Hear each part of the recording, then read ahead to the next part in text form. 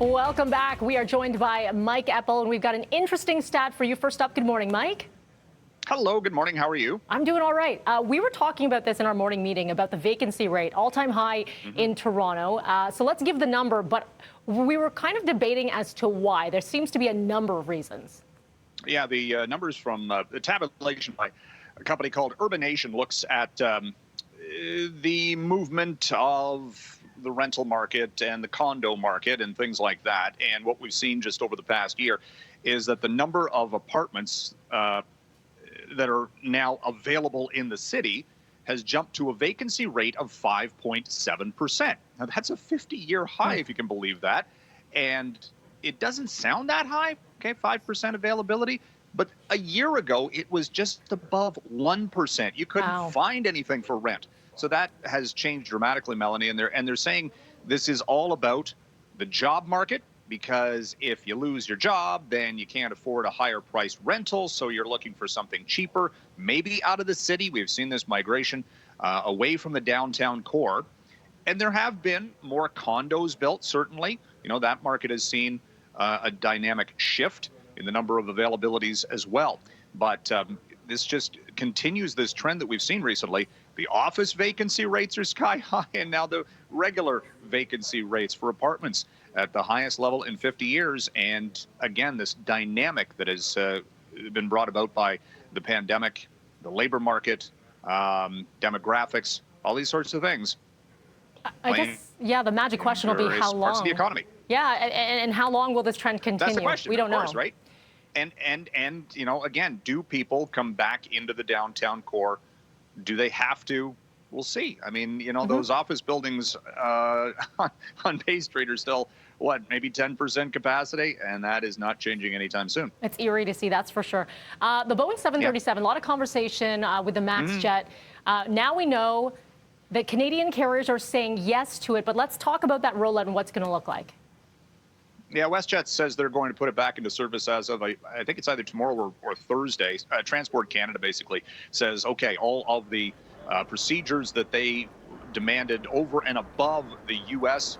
Regulations are now in place, and that included a lot of pilot training on flight simulators, among other things, more sensors on these planes to better control the computers. And I mean, that when you look back at what happened on those crashes, that has had this plane grounded now for close to 2 years. Those planes were running basically with one airspeed sensor. And as soon as that failed, that led to a cascading event.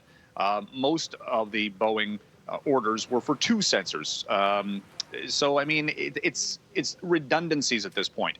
And, you know, the regulatory oversight on this aircraft is probably the most in history. So you see a lot of, you know, the commentary on social media, I'm never flying that plane, I don't trust it. Well, consider that, again, this plane is so heavily scrutinized that it is probably going to be one of the safest, if not the safest aircraft in the skies going forward. Big question, do we need it right now? Probably not. We're not supposed to travel anyplace, right? That's it. Where are we going? Yeah. Mike, we only have time for one more story, but I want to get to this one, and this is an interesting one. A lot of people working from home, of course, and seeing an influx of foot injuries. What's going on?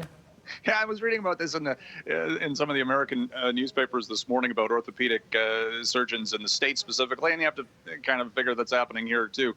But people are stubbing their toes and spraining their ankles on the stairs and stepping on kids' toys and all this stuff. I'm glad you said toys. You said stepping on kids' toys. Well, there it is. Whatever, that might be the case too.